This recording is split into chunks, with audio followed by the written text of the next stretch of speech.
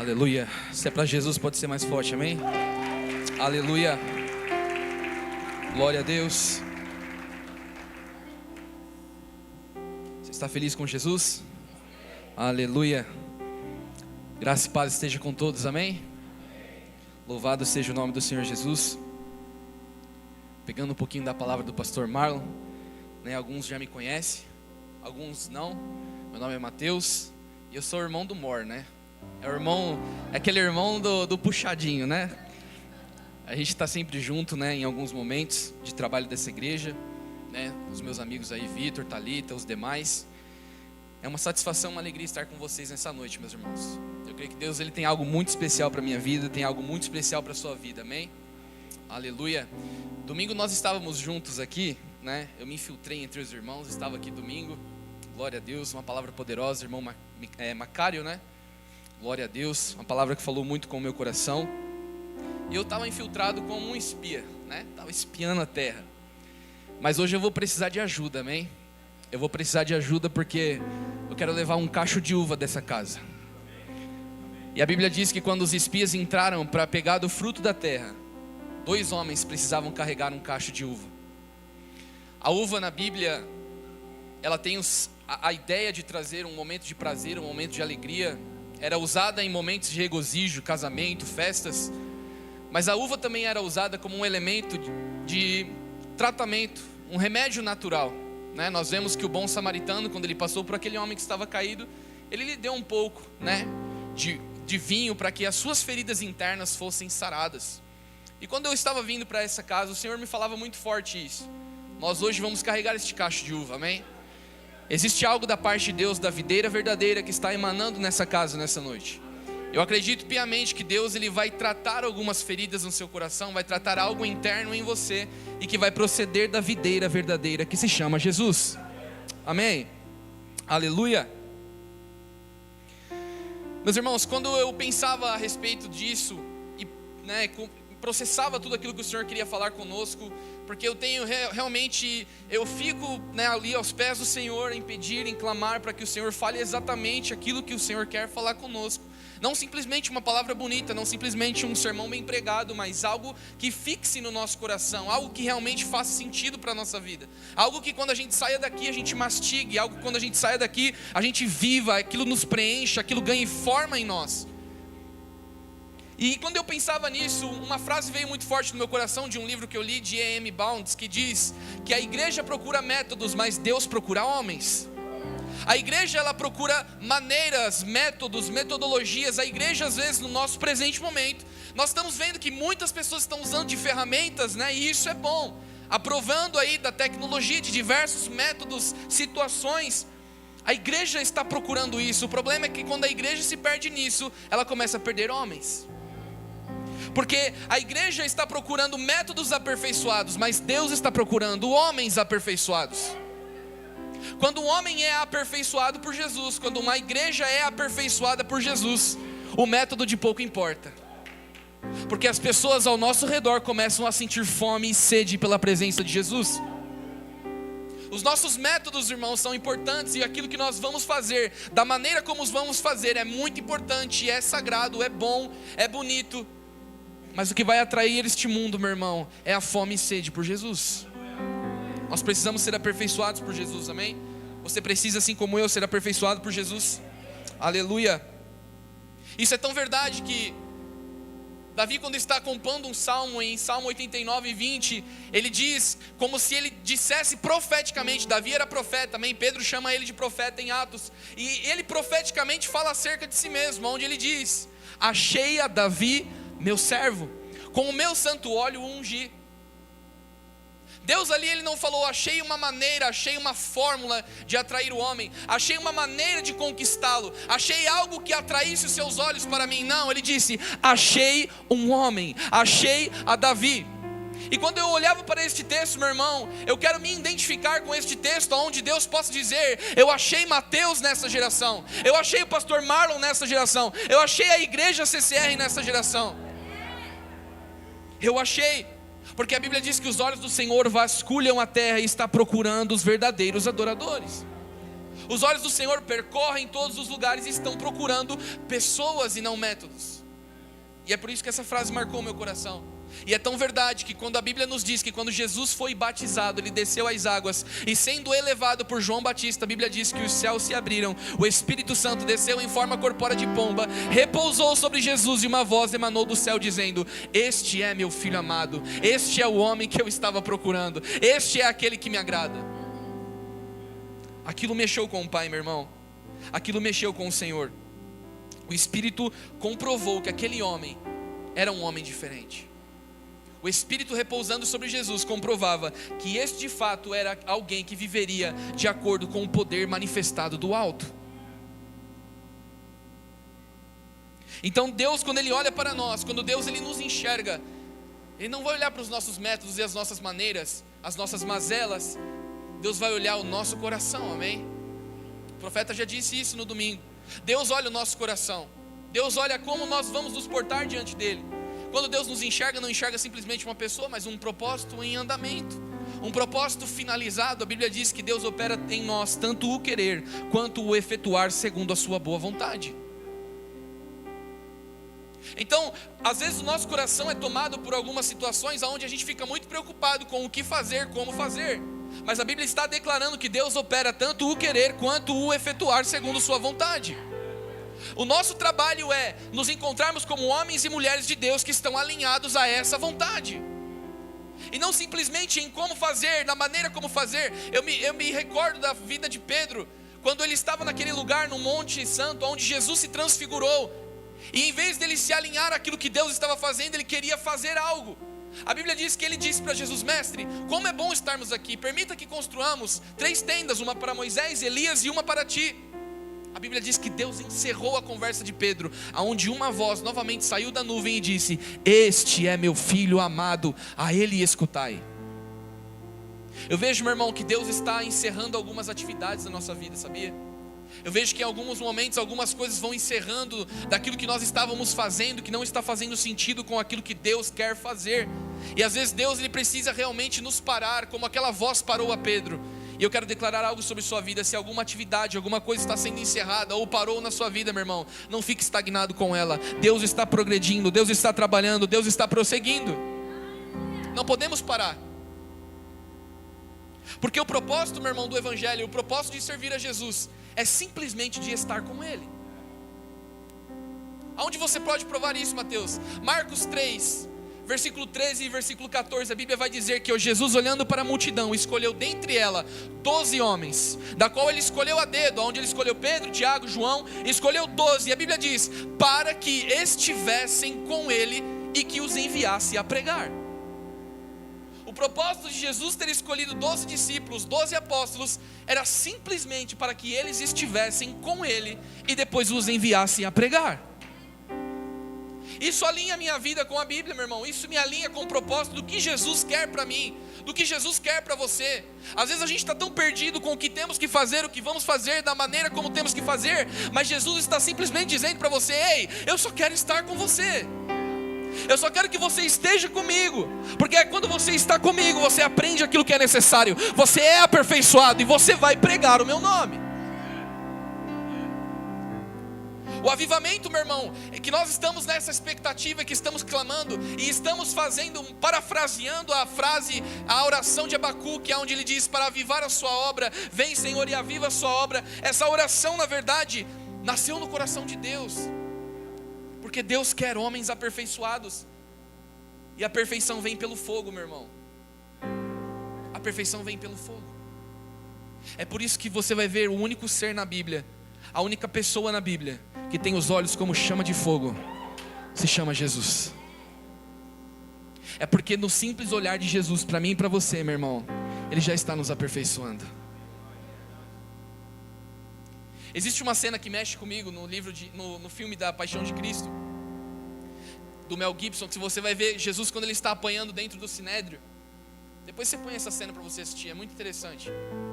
Jesus apanhando dentro do Sinédrio, Ele cai no chão.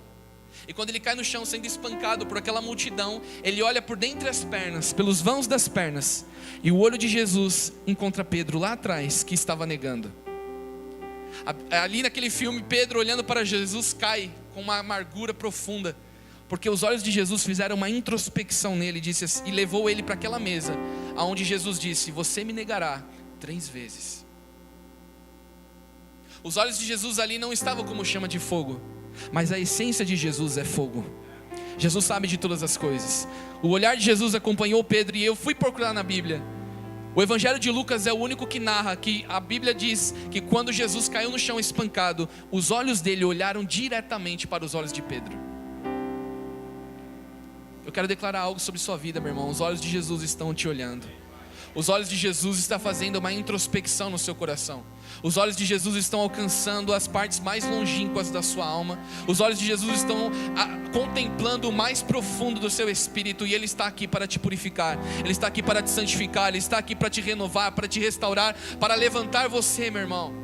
Porque talvez você estava como Pedro nessa situação. Não sei qual forma você negou Jesus. Não sei qual forma você estava se atribuindo a si mesmo como um indigno de Jesus, como alguém que não podia prosseguir a andar com Ele. Mas os olhos de Jesus estão fazendo uma introspecção em você, está curando a sua alma, está sarando você, está colocando você de pé pelo Espírito. Todo grande avivamento nasceu de uma expectativa, nasceu de um desejo de Deus. E Deus, Ele compartilha esse desejo com alguns homens. Se a gente vê o grande avivamento de Pentecostes, nós vemos que começou com 120 pessoas. Se nós olhamos para a história, nós vemos que o primeiro despertar começou com Jonathan Edwards e outros nomes. O segundo despertar com os irmãos Wesley, John Wesley, Charles Wesley, com o auxílio de uma voz que pregava no campo, George Whitefield. Nós vemos que estes homens tinham um coração compartilhado, tinham algo de Jesus diferente, que atraía as multidões para os ouvir. George Whitefield, alguns historiadores vão dizer que quando ele pregava, a voz dele era ouvida a mais de 2 quilômetros de distância, sem o auxílio de microfone. O que eu quero reforçar com você, meu irmão, é que se nós vivemos o poder e o revestimento do Espírito Santo, não há barreiras, nada pode impedir, ninguém pode barrar, nenhuma voz pode transpassar a voz de Jesus e do Espírito que flui através de você. O avivamento da Rua Azusa com William Seymour, o avivamento de País de Gales com Evan Roberts, nós temos alguns nomes famosos na história. E quando nós vemos que quando esses nomes vão aparecendo, estes focos de avivamento vão acontecendo, tudo isso vai incendiando gerações e alcança até nós, até hoje, porque a gente pode ler nos livros, ler as histórias, é bonito de se ver, é inspirador. Mas o que Jesus quer, meu irmão, não é só uma vida de inspiração, é uma vida de experiência. Jesus quer que você experimente o avivamento. Jesus quer que você viva incendiado por Ele, meu irmão. Jesus não quer que você simplesmente olhe a história e reconheça os históricos daquilo que as pessoas viveram. Ele quer uma vida de experiência com Ele. Ele quer que você de fato ande com Ele. Esse é o propósito de você ser cristão.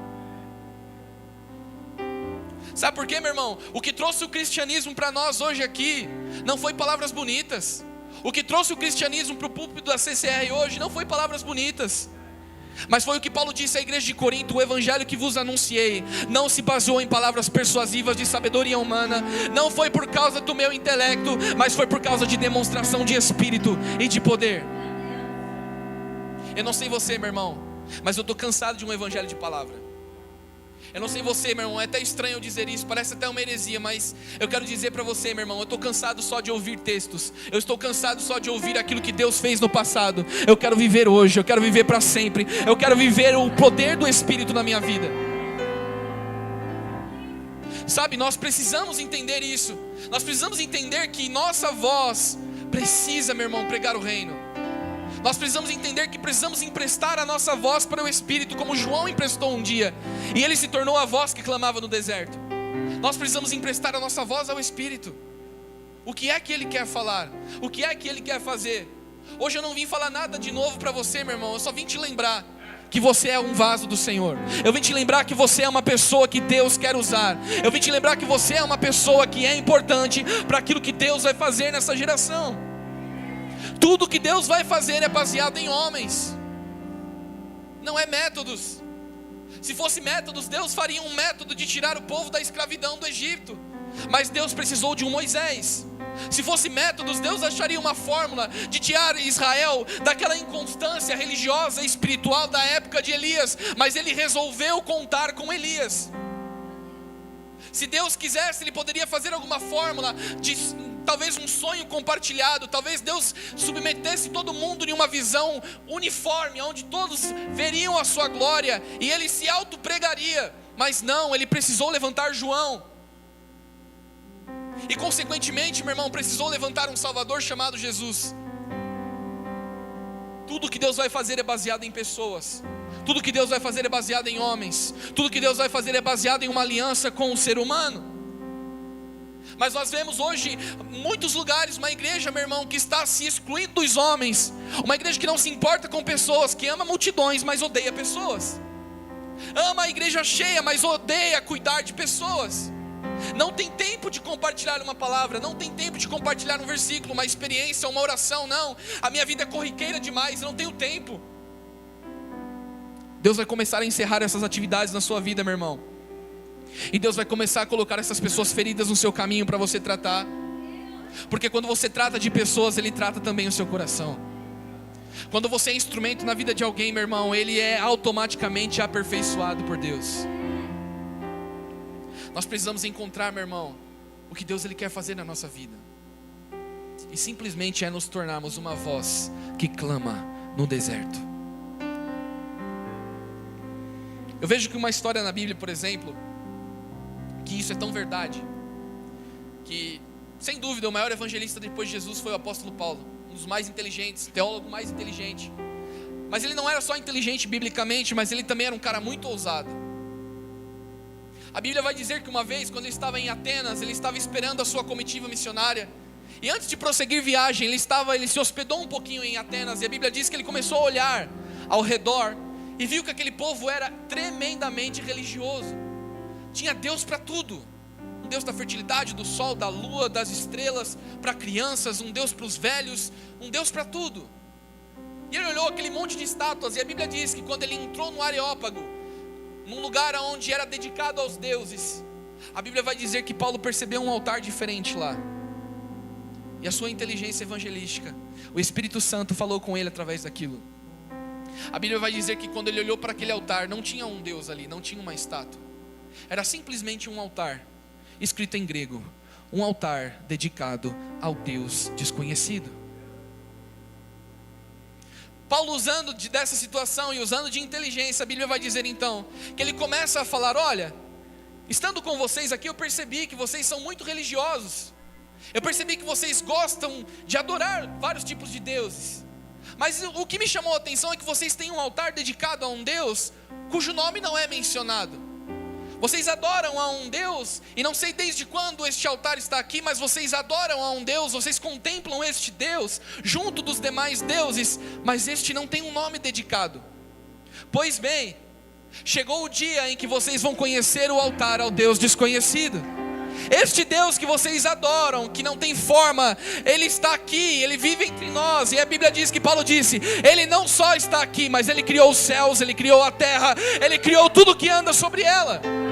Ele me criou, e não é como esses deuses que precisam ser carregados nos ombros. Ele é a vida que emana dentro de mim. Paulo começou a pregar a respeito de Deus. Mas eu não sei se você sabe, meu irmão, como que aquele altar foi parar ali. Se você estudar um pouco da história, vai dizer que centenas de anos antes de Paulo chegar em Atenas, houve uma praga que assolou a cidade de Atenas. E os gregos, como eram muito devotos, muito religiosos, começaram a sacrificar aos deuses para que essa praga cessasse. Só que o que chamou a atenção do povo grego é que a praga não cessava. Eles poderiam aumentar os sacrifícios, as ofertas, dedicar tudo que tinham a qualquer tipo de Deus que eles conheciam, mas a praga não cessava.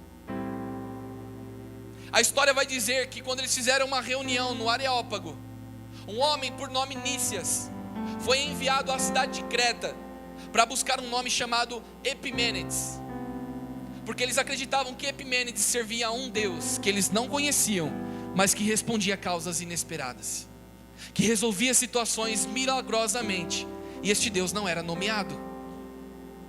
A história vai dizer que Nícias foi com uma comitiva até a cidade de Creta buscar Epimênides. Quando Epimênides é buscado nessa comitiva e volta para Atenas junto com eles, ele chega em Atenas e o que eles mais estavam esperando, a expectativa maior deles é: fala-nos o nome deste Deus para que nós possamos sacrificar logo, para que nós possamos entregar algo a este Deus, para que esta praga cesse. Epimênides disse: calma, porque o nome desse Deus eu também não conheço. Eu só sei que Ele é poderoso. Eu só sei que eu conheço histórias dele do passado e que Ele já resolveu situações parecidas com essa. E eu nem sei como nós vamos invocar a este Deus. Eu só sei que Ele existe. Portanto, vamos fazer uma coisa. Vamos pegar as ovelhas da malhada e vamos tirar o alimento delas. Vamos deixar as ovelhas de jejum. Nenhuma ovelha vai comer hoje. E os pastores vão ficar de vigia, para que nenhuma ovelha coma da relva que está no campo. As ovelhas jejuaram naquele dia. E Epimênides disse: agora vamos soltar elas na colina. A ovelha que comer da grama, essa pode voltar para o pasto. Mas aquela que continuar de jejum, essa nós vamos erguer um altar de sacrifício ao Deus desconhecido. A história vai dizer que algumas ovelhas comeram da grama e voltaram para o aprisco. Algumas ovelhas mantinham-se de jejum e deitavam sobre a relva e não comiam. Essas ovelhas foram sacrificadas, e em cada lugar onde elas foram sacrificadas foi erigido um altar, chamado altar ao Deus desconhecido. A história se passou, os anos se passaram, o tempo, a temporada foi passando e aqueles altares foram perdendo a sua qualidade, as pedras foram indo embora, mas eles pegaram um exemplar daquele altar e colocaram junto com os outros deuses. A Bíblia vai dizer que centenas de anos depois, o apóstolo Paulo, quando chegou em Atenas, tinha lá um altar dedicado ao Deus desconhecido. Eu quero declarar algo sobre sua vida, meu irmão. Aquilo que Deus vai fazer em você vai marcar gerações.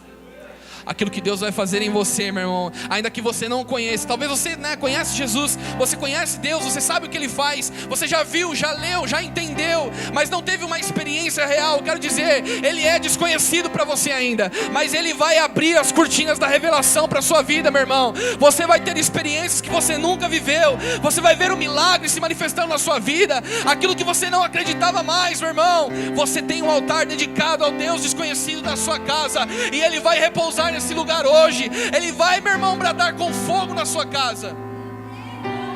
Aleluia. Se eu fosse você, eu já estava glorificando, meu irmão. Se eu fosse você, eu já estava adorando a este Deus que não é mais desconhecido para nós. O seu nome é Jesus. O seu nome é poderoso, maravilhoso, Conselheiro, Deus forte, Pai da eternidade, Príncipe da paz. É Ele, meu irmão. Ele é o motivo de nós estarmos aqui. Ele é o motivo. Tudo que Deus vai fazer é baseado em pessoas, é baseado em homens. Deus precisou de Moisés, Deus precisou de Elias, Deus precisou de João, Deus precisou de Jesus. Só que agora Deus não precisa mais de um homem, porque o homem maior já veio. Ele precisa de uma igreja. E eu não sei você, meu irmão, mas eu quero casar com Ele um dia. Eu não sei você, mas há uma grande expectativa no meu coração que aguarda o manifestar de Jesus nas nuvens. Aguarda este Deus que não é mais desconhecido, mas é o Jesus que eu sirvo, é o Jesus que eu amo, é o Jesus que nos trouxe a essa casa, meu irmão. Ele quer contar com você. Sabe por quê? Ele quer compartilhar o coração dele com você. Salmos 25, 12 e 14 vai dizer: os segredos do Senhor são para aqueles que o temem. Deus tem segredos para te revelar, querido. Deus quer te colocar em situações onde Ele vai te revelar. Deus não é um Deus misterioso. O mistério é para aquele que não entende. Deus é um Deus de revelação. É por isso que o livro que é mais misterioso de todos os tempos, chamado Apocalipse, na verdade é o contrário, porque Apocalipse significa revelação. E sabe qual que é uma grande revelação de Apocalipse? Não sei nem por que eu estou falando isso, mas o Espírito está conduzindo, amém? Uma das grandes revelações de Apocalipse vai dizer que Jesus, quando Ele foi manifesto em glória, Ele apareceu a João na ilha de Patmos. Isso surpreendeu João, sabe por quê? Porque a Bíblia vai dizer que quando Jesus estava falando, atribuindo algumas tarefas aos seus discípulos, Pedro falou: e esse aí, mestre? Como que vai ser a vida desse cara aí? Aí Jesus falou: olha, você vem e me segue. Quanto a este, pode deixar, porque se eu quiser manter ele vivo até eu voltar, eu posso fazer o que eu quiser. Esse é o meu discípulo amado. João carregava com certeza essa palavra no coração, meu irmão. Meu Deus, imagine ele na ilha de Patmos com mais de 90 anos, perdendo seus 11 amigos, sozinho, exilado. Você não acha que ele queria encontrar Jesus?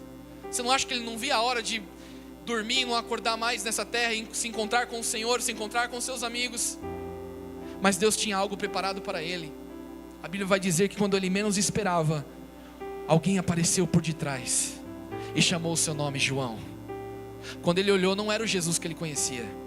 Era aquele olhar com chama de fogo, cabelos brancos, pé de latão reluzente, cinto de ouro, vestes brancas como a alva, como a neve.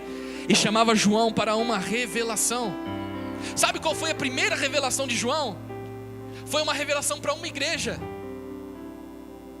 É por isso que eu falo para você que Jesus não está mais contando com uma pessoa, com um homem, com um ministério, com um apóstolo, com um evangelista. Não, não. Jesus está contando com uma igreja. É por isso que quando ele chamou o seu profeta João, ele disse: olha, João, escreve as palavras e sela num livro. E a primeira palavra que eu vou te falar, João, é para a minha igreja que está em Éfeso. Jesus, quando começou a revelar algumas coisas à igreja de Éfeso, ele diz assim: eu tenho porém contra ti, que deixastes o primeiro amor. Arrepende-te, volte para onde caístes, e volte a praticar as primeiras obras. Quando eu li esse texto, meu irmão, a gente sabe qual é o primeiro amor. Quando a gente está apaixonadaço por Jesus, né? Se precisar a gente põe a cabeça lá, os caras cortam, né? Por amor a Jesus. Você já teve isso aí? Olha, cuidado, hein? Cuidado. Mas a gente está apaixonado por Jesus, é aquele momento impactante. Nossa vida é Jesus para cá, é Jesus para lá. A igreja de Éfeso experimentou o primeiro amor, experimentou exatamente essa paixão por Jesus. Mas eles estavam ali, e a Bíblia vai dizer que quando Jesus fala com a igreja de Éfeso, João tinha aproximadamente 90 anos. Isso quer dizer que a igreja tinha aproximadamente 60 anos de idade. Comparado aos 2000 anos de história, era um bebê, era uma criança. Jesus olhou para essa igreja, que aos seus olhos era como uma criança, e disse: volte às primeiras obras. Eu fiquei interessado em saber não só o primeiro amor, mas quais são as primeiras obras que essa igreja tinha que voltar. Porque se a gente lê aquilo que Jesus repreendeu à igreja de Éfeso, a gente vai ver que ele diz que eles tinham discernimento. Eles sabiam separar os que não eram apóstolos dos que eram apóstolos. Ou seja, eles tinham doutrina, eles tinham palavra. Eles não eram enganados como meninos, não eram meninos, tinham discernimento. Mas quais são as primeiras obras que eles tinham que voltar? Ah, meu irmão, quando eu indaguei o Espírito a respeito desse texto, ele me levou para Atos capítulo 2, versículo 42. Vamos ler junto?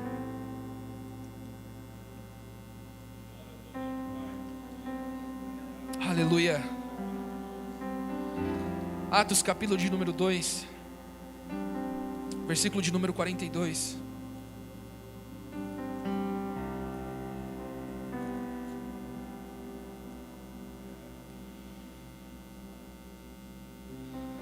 Quem achou, diga amém.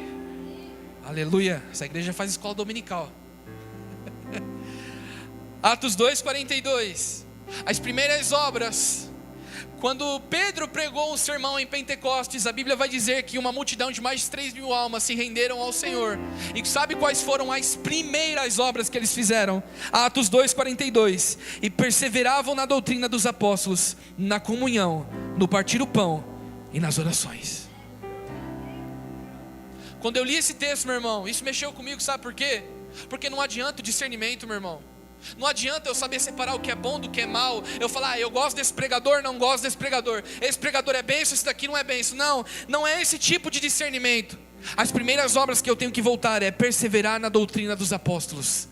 E sabe qual que é a doutrina dos apóstolos? É viver o reino aqui e agora. Sabe qual que é a doutrina dos apóstolos? Os sinais seguirão os que creem. Sabe qual é a doutrina dos apóstolos? Curai os enfermos, ressuscitai os mortos, purificai os leprosos. Aonde vos anunciar o reino, medita e leva a minha paz. E aonde a minha paz for recebida, estarei com eles, estarei com vocês até a consumação dos séculos. Essa é a doutrina dos apóstolos. Sabe por quê? Que para eles valia a pena morrer por Jesus? Porque eles tinham uma doutrina. Quando o Sinédrio mandava os apóstolos calarem a boca e pararem de anunciar Jesus, eles falaram: olha, não é justo. Vocês acham que é justo nós ouvirmos vocês e pararmos de falar daquilo que temos visto e ouvido? Pedro falou para o Sinédrio: vocês acham que é justo a gente escutar a repreensão de vocês e não ouvir e não anunciar aquilo que Jesus está nos fazendo ver e aquilo que Jesus está nos fazendo ouvir? Uma disposição por morrer por Jesus. Para o caso dos apóstolos era literal. Mas até onde você está disposto a ir por Jesus? Até onde você está disposto a gastar a sua vida por Jesus? Sabe qual é a doutrina dos apóstolos aqui que Atos está falando? Vai ser reforçado em Atos 20 e 24. Em nada tenho por valoroso a minha vida, a não ser completar a carreira que me foi proposta. Nada tenho valoroso na minha vida.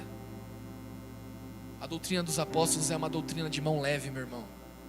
É uma doutrina nada terrena e 100% celestial. Você tem o poder de decisão se você vai viver na terra ou se você vai viver no céu. Você tem o poder de decisão se você vai andar na alma ou se você vai andar no espírito. E a Bíblia vai dizer que Jesus ele vem pelo espírito instruir o nosso espírito. Se nós andamos na alma, andamos no intelecto, andamos na emoção e andamos na razão. E eu não sei você, mas os maiores problemas da nossa vida é baseado na emoção, razão e intelecto. Isso desenvolve em nós também doenças chamadas psicossomáticas. Doenças que nem são reais, mas nascem no nosso coração, nascem na nossa vida, se manifestam, nos levam a uma depressão, uma tristeza, um abandono, a qualquer tipo de coisa, porque começamos a andar na alma. Mas eu creio que eu vim pregar para um povo que quer andar no Espírito. Eu acredito que você, assim como eu, veio nessa noite porque nós queremos andar no Espírito. Sabe por quê? Porque andar na alma, meu irmão, eu quero traçar uma diferença aqui. Andar na alma e andar no Espírito. E eu quero usar a vida de Pedro como exemplo. A Bíblia vai dizer que quando Jesus ministrou a ceia e sabia que ia morrer, ele separou os seus 12, ministrou a ceia. Encerrando a ceia, ele disse assim: olha, quero chamar vocês para uma reflexão. Até aqui, sejam justos comigo. Quando eu enviei vocês pelo caminho e disse para vocês não levarem bolsa, não levarem uma segunda veste, não levar sandálias, não levar ouro com vocês, faltou alguma coisa? Todos concordaram e disseram: não nos faltou nada. E Jesus disse: pois bem, a partir desta noite o discurso vai mudar. Aquele que não tem uma espada, venda a sua capa e compre uma espada. A Bíblia vai dizer então que os discípulos, entendendo que Jesus queria uma espada, trouxeram 2 espadas literalmente para Jesus. E aí Jesus disse: já basta. Ou seja, Jesus disse: vocês não entenderam o que eu estou falando. Vocês não entenderam e por isso que vocês foram literais. Jesus estava dizendo que até aquela ocasião era viver de marajá, era viver bom, era viver alegria, era vir saltitante porque as pessoas eram curadas, era alegria, era os popstars do momento. Mas Jesus disse que a partir daquela noite, tudo isso teria um preço.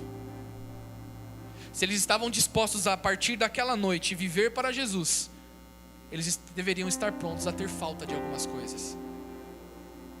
A gente está preparado para andar em abundância, mas não para falta. Mas eu quero dizer que quando as coisas faltam na nossa vida, é o momento que Deus é mais presente em nossa vida. E aí Jesus disse: traga as espadas, né? Vende as capas e tragam espadas. E eles trouxeram 2 espadas. Mas o que Jesus queria dizer para eles, meu irmão, eles ainda eram meninos da fé, não eram os apóstolos que nós conhecemos. Ainda não tinha essa dimensão de revelação, ainda não tinha uma experiência totalmente profunda com Jesus. Apenas viram o ministério de Jesus. Mas trouxeram 2 espadas porque não entenderam o que Jesus estava falando. E o que é que Jesus estava falando? Ele estava falando exatamente o que Paulo fala para a igreja de Éfeso no capítulo 6. Dizipanhe, coloque para fora a espada, e a espada se chama a espada do Espírito. A palavra de Deus é a espada, e a espada é a palavra de Deus. Sabe o que Jesus estava falando? A partir desta noite vai faltar coisas para vocês. A partir dessa noite vocês vão experimentar prisões, alguns de vocês vão morrer, alguns de vocês vão enfrentar as maiores tribulações que vocês já viram na vida, alguns de vocês podem desanimar, mas uma coisa que eu vou dizer para vocês: carreguem uma espada em todo o tempo, carreguem uma espada, e a espada é a palavra de Deus. É por isso que Jesus disse: nem só de pão viverá o homem, mas da palavra, mas da espada. Pode me faltar tudo, meu irmão, mas não vai faltar a espada, meu irmão. O único item da armadura de um soldado que Paulo não fala em Éfeso é a bainha. Você sabia que para guardar uma espada precisa de uma bainha? A bainha não é citada em Éfeso, sabe por quê? Porque a espada não tem que estar guardada. A espada tem que estar nas suas mãos empunhada, meu irmão. É por isso que Jesus disse: vem da capa, compra uma espada. Vocês vão batalhar nesse momento, e vocês não vão batalhar de qualquer forma, vão batalhar com a minha palavra. Pedro não entendeu, e a Bíblia diz que quando eles estavam no Getsêmani, Pedro pegou uma dessas espadas e cortou a orelha de um servo de sacerdote chamado Malco. A Bíblia diz que Jesus, corrigindo o erro de Pedro, cata a orelha de Malco, cura e o devolve para o seu sumo sacerdote. Pedro foi literal a segunda vez, e aí Jesus disse: Pedro, larga a espada, porque aquele que vive pela espada morrerá. Sabe o que Jesus está dizendo? Aquilo que você gasta a sua vida, você vai morrer por isso. Aquilo que você dedica a sua vida, você vai morrer por isso. Jesus queria dar uma espada diferente para Pedro, uma espada que realmente valesse a pena ele morrer, uma espada que realmente valesse a pena ele gastar a sua vida, e cada minuto e cada segundo da sua vida. E sabe que espada é essa? Atos capítulo 2, versículo de número 37.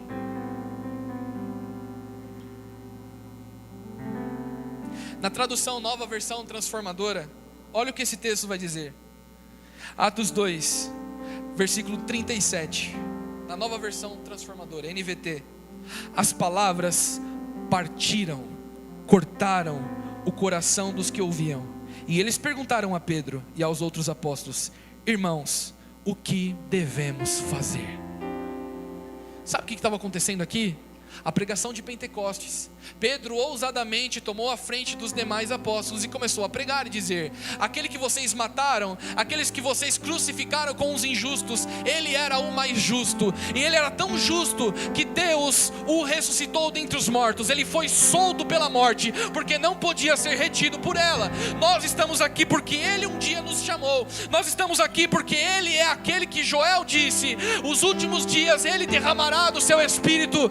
Nos últimos dias, jovens e mulheres e crianças profetizarão em seu nome.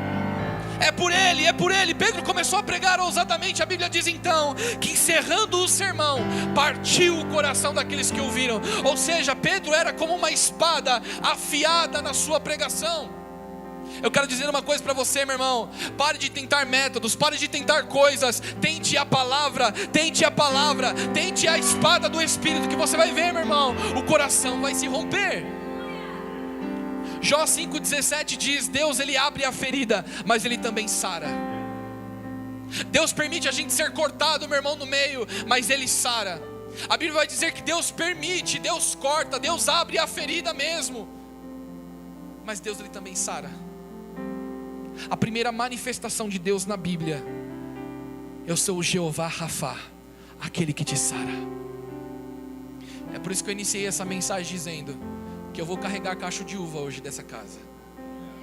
É por isso que eu iniciei essa mensagem dizendo que eu vou deixar esse produto da vide passar por dentro de mim. eu vou deixar, eu vou permitir, porque essa espada corta o meu coração todos os dias. Essa espada corta o meu coração. Essa espada me deixa em pedaços, meu irmão, mas Ele também me restaura, Ele também me sara, Ele também cuida de mim, Ele cuida da minha casa, Ele cuida dos meus negócios. Eu posso estar em pedaços na sua presença por causa dessa espada, mas essa espada está embanhada na minha mão. Essa espada eu não largo, ela está comigo, meu querido. Aleluia, aleluia, você recebe isso? Eu quero ler um pequeno trecho aqui. Jesus explica as Escrituras. A seguir, Jesus lhes disse: são estas as palavras que vos falei, estando ainda convosco. Importava que se cumprisse tudo o que de mim está escrito na lei de Moisés e nos profetas e nos salmos. Então lhes abriu o entendimento para que compreendessem as Escrituras. Olha a palavra abrindo de novo. E lhes disse: assim está escrito, que o Cristo havia de padecer e ressuscitar dentre os mortos no terceiro dia, e que em seu nome se pregasse arrependimento para a remissão de pecados a todas as nações, começando de Jerusalém. Vós sois testemunhas destas coisas. Ou seja, vocês estavam presentes. Vocês não estão na periferia deste negócio, vocês estão totalmente envolvidos. Vocês são as minhas testemunhas. Eis que envio sobre vós a promessa de meu Pai. Permanecei, pois, na cidade, até que do alto sejais revestidos de poder. Você pode ler isso em Lucas 24. Jesus, ele revelou tantas coisas aqui. Primeiro, ele vai dizer: convinha que tudo que estava escrito ao meu respeito nos profetas, nos salmos, se cumprisse. E está se cumprindo de fato. E aí a Bíblia diz então que lhes abriu o entendimento. Ou seja, até ali eles não entendiam exatamente o que Jesus estava falando. Não entendiam 100% o que Jesus estava falando. Mas a partir dali não, o entendimento foi aberto e começaram a entender as palavras de Jesus. E aí ele disse: a respeito do Cristo, está dizendo que ele vai padecer, vai morrer no terceiro dia, mas vai ressuscitar. Ele vai morrer no terceiro dia, vai ressuscitar. Para quê? Para que no seu nome se pregue arrependimento em todas as nações. Meu irmão, o propósito de nós sermos igreja é pregar o arrependimento em todas as nações. O propósito de nós sermos igreja, de nós estarmos aqui hoje vivos, estarmos nessa terra, é para anunciarmos Jesus e aquilo que Ele fez em sua cruz. E por que é que a gente se perde com os negócios dessa vida? E por que é que tantas vezes a gente se extravia do propósito? Por que é que tantas vezes a gente se submete a um evangelho tão medíocre? Por que tantas vezes a gente se submete a procurar uma bênção em vez de procurar aquele que mudou a nossa vida? Eis que vos envio a promessa de meu Pai: ficai na cidade até que sejais revestidos do poder do alto. Jesus me ensina uma coisa aqui. Ele nos deu um propósito como igreja. E Ele não deu esse propósito levianamente, não é trivial. Ele diz assim: ficai na cidade até que sejais revestidos. Além dele dar um propósito, Ele confere poder para este propósito. Deus não dá só propósitos, Deus Ele dá poder para você cumprir o propósito. Às vezes a gente fica nesse negócio: Deus Ele nos deu um propósito, minha vida é um propósito, propósito, mas cadê o poder? E o poder? Jesus está dizendo aqui: eis que envio a promessa de meu Pai. E eu quero dizer algo para você: isso daqui não é mais uma promessa, é uma realidade. Até Lucas 24, até que o Espírito Santo descesse em Atos 2, era uma promessa. A partir de então, meu irmão, não é mais uma promessa, é uma realidade. Eu não sei você, se você ainda não é batizado com o Espírito Santo, não é mais uma promessa, é uma realidade viva, é real. Ele quer se manifestar na sua vida, Ele já está convencendo o seu coração, Ele já está falando com você: ei, abre espaço para Ele, deixa Ele mudar as coisas de lugar dentro de você, deixa Ele trabalhar na sua vida, deixa Ele ser o seu Senhor, deixa Ele guiar você e os seus passos, querido. Deixa Ele fazer, deixa Ele trabalhar. Nós precisamos disso, meu irmão. Nós precisamos do dunamis, nós precisamos do poder do alto. É por isso que nas últimas mensagens de Jesus, Atos 1:8, Ele vai dizer: vós sereis as minhas testemunhas em Jerusalém, Judeia, Samaria, até os confins da terra. Vós recebereis poder para isso. E eu quero declarar poder sobre sua vida, meu irmão. Eu quero declarar poder do Espírito Santo sobre você. Eu quero declarar, meu irmão, que onde você impor as mãos, pessoas serão curadas. Eu quero declarar sobre você que onde você impor as mãos, aquilo que estava morto vai ressuscitar. Eu quero declarar sobre você que aquilo que estava doente, aquilo que estava leproso, debilitado, vai ser restaurado, purificado, santificado no nome de Jesus. Essa é a sua doutrina, essa é as primeiras obras. Aleluia. Você crê nisso? Se coloque de pé.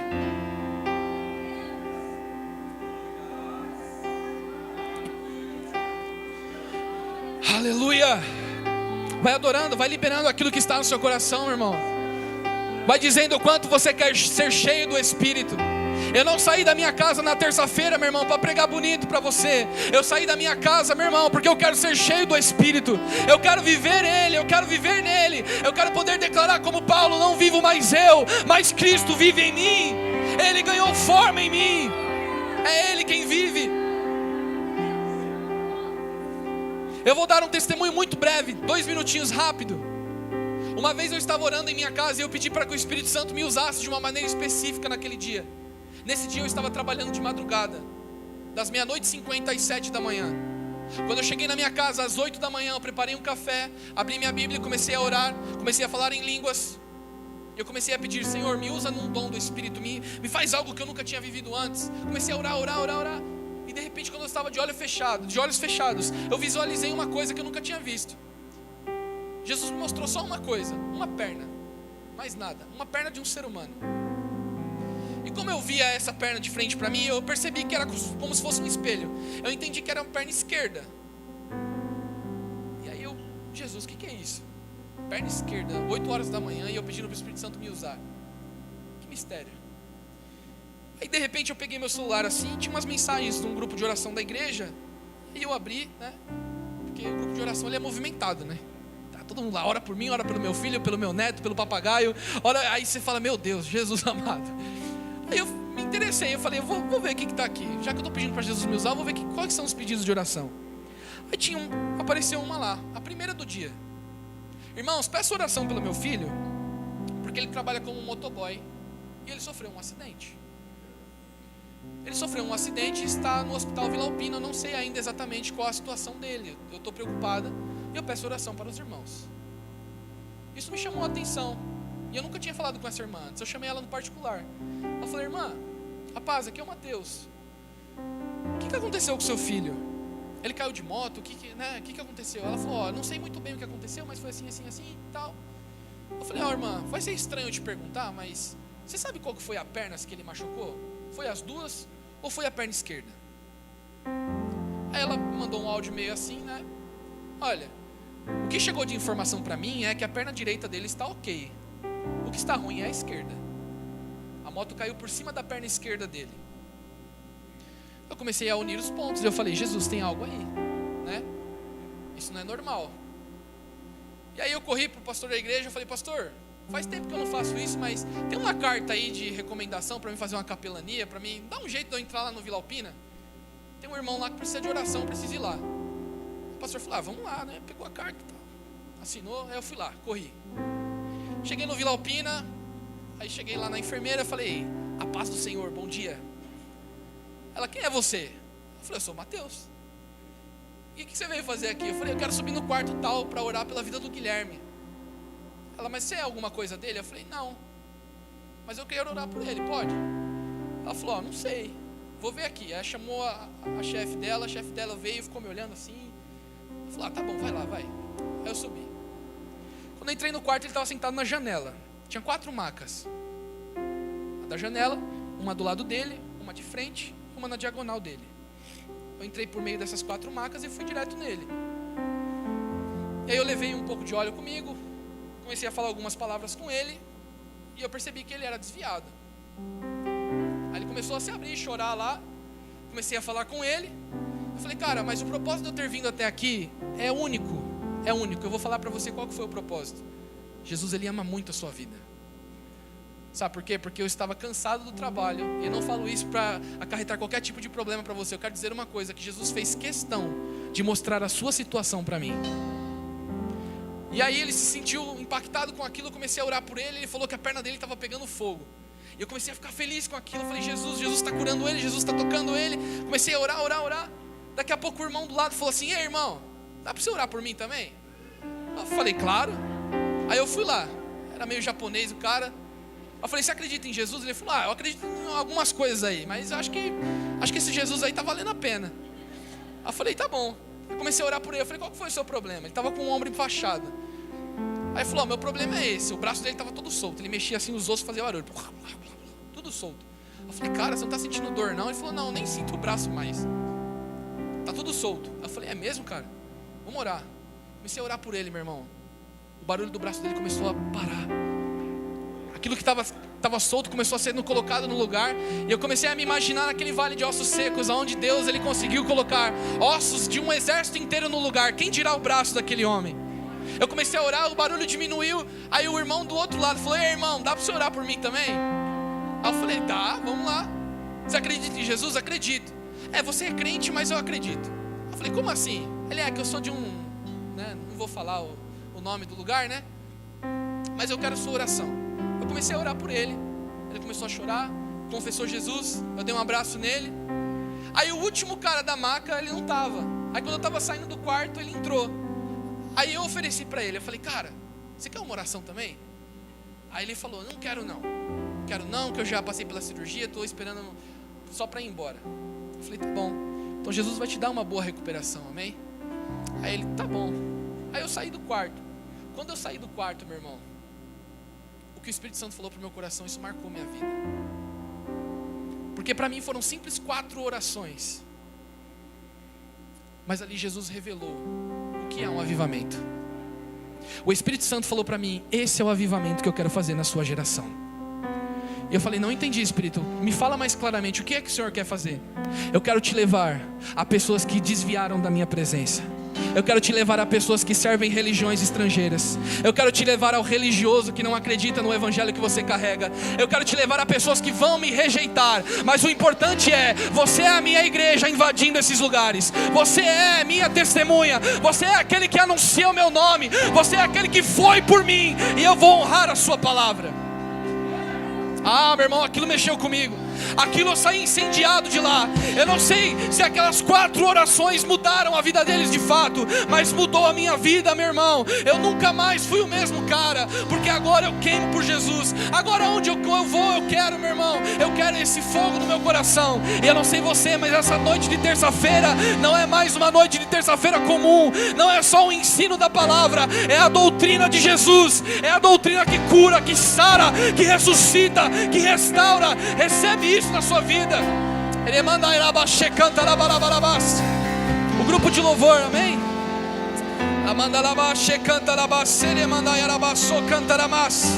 Recebe o poder do Espírito, querido.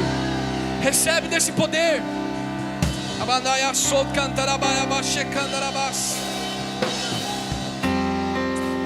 Aleluia.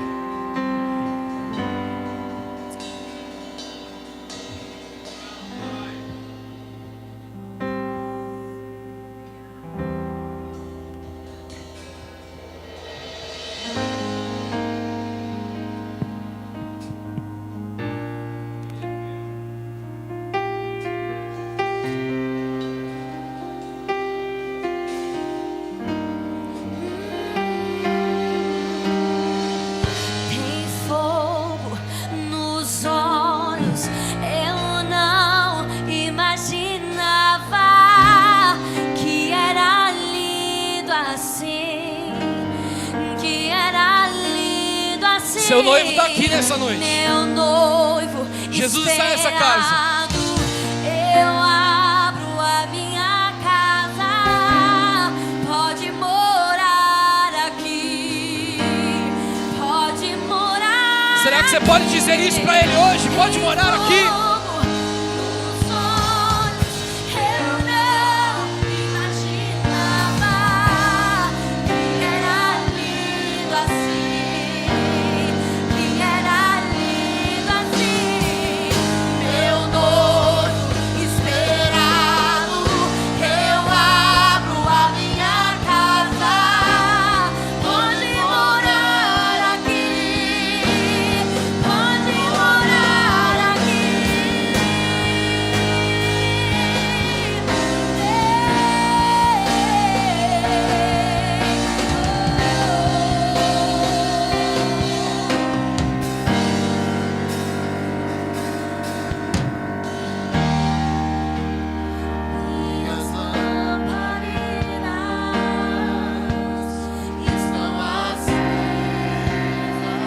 Jesus disse: como eu queria que vocês já estivessem acesos,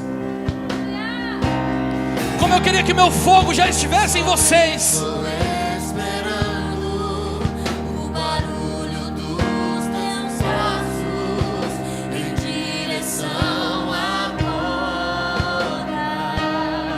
Abre a porta para Ele hoje, querido. Abre a porta para Jesus hoje.